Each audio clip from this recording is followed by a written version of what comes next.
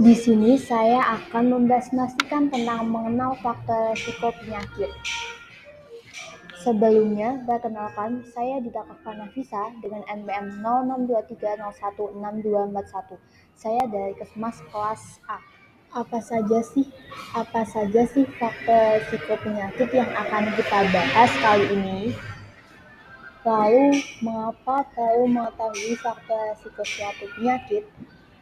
Kita perlu tahu mengetahui faktor resiko suatu penyakit karena satu, untuk meramalkan kejadian penyakit, yang kedua dapat membantu proses diagnosis, yang ketiga untuk mengendalikan PTM yang disandang agar tidak terjadi komplikasi, kecacatan, dan kematian, yang keempat untuk mencegah dan mengendalikan penyakit tidak menular, dan yang kelima, jika satu faktor diketahui, maka pencegahan dapat dilakukan sedini.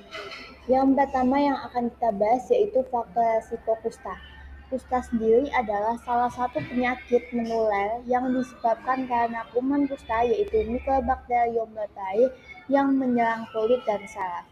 Berikut adalah faktor resiko dari penyakit kusta. Yang pertama adalah tingkat pendidikan. Orang yang memiliki pengetahuan yang tinggi tentang kusta akan berusaha menjauhkan diri dari faktornya, sehingga berpengaruh pada perilaku higien seseorang dalam kesehariannya.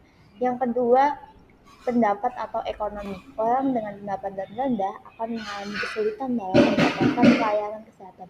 Lagi-lagi ini tentang faktor biaya yang mahal. Dan yang ketiga, jenis pekerjaan.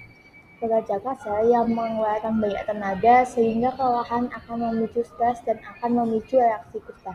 Yang terakhir ada kepadatan hunian. Hunian yang padat dalam rumah akan memengaruhi kualitas udara sehingga bila salah satu anggota keluarga terkena kusta akan mudah menyebar. Yang kedua itu faktor resiko demam berdarah Dengue. Berikut adalah faktor resiko dari DBD yaitu 1. Usia berkaitan dengan imunitas tubuh. Apabila golongan umur kurang dari 15 tahun memiliki peluang lebih besar terkena DBD. Yang kedua, kebersihan kontainer. Semakin sering frekuensi menguras kontainer, maka semakin kecil resiko jentik-jentik untuk hidup.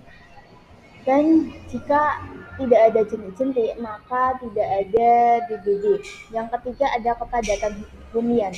Jarak rumah yang berdekatan dan didukung dengan lingkungan yang kotor akan memudahkan nyamuk menjangkit orang yang hidup di sekitar rumah tersebut.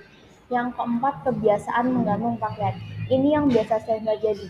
Pakaian yang digantung menimbulkan bau yang tidak sedap yang kemudian menjadi tempat istirahat bagi nyamuk. Karena nyamuk suka sekali dengan ruangan gelap, lembab, dan sedikit angin.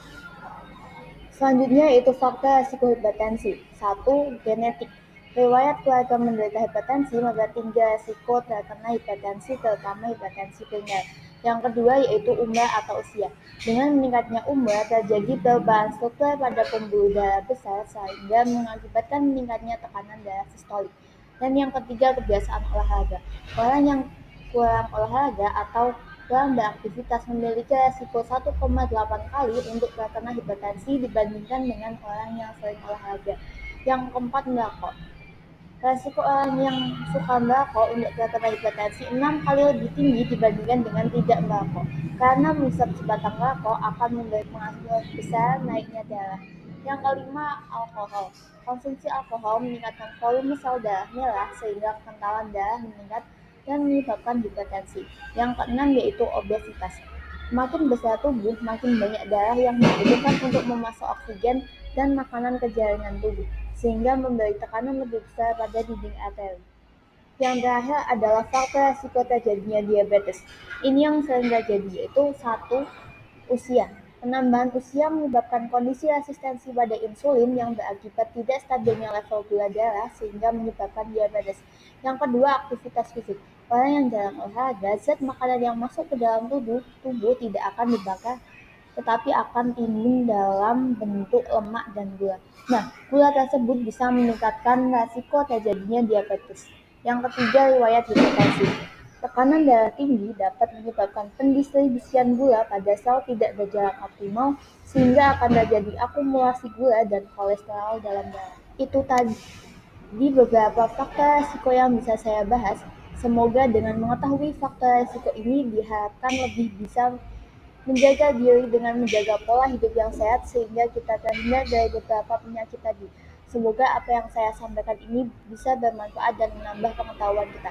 Terima kasih yang telah menonton, semoga bermanfaat. Bye-bye.